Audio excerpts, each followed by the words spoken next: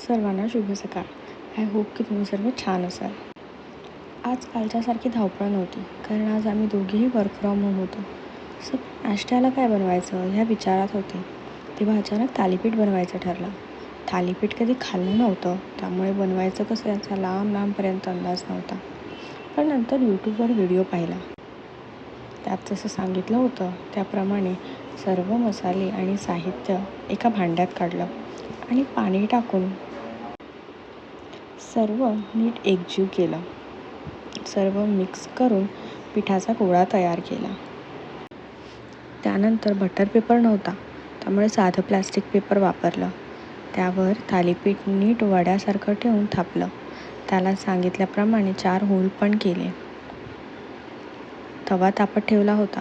तव्यावर दोन्ही बाजूंनी छान भाजून घेतलं. आत्ता आम्ही हे थालीपीठ पहिल्यांदा बनवलं, त्यामुळे काही चुकलं असेल तर कमेंटमध्ये नक्की सांगा. मला शिकायला नक्की आवडेल. नाही म्हणता 3 थालीपीठ तयार झाले. थालीपीठ बनवताना चहा मात्र विसरले नाही. पटकन चहा बनवला, ते पण फक्त माझ्यासाठी, कारण माझ्या अहोनी चहा बंद केला आहे.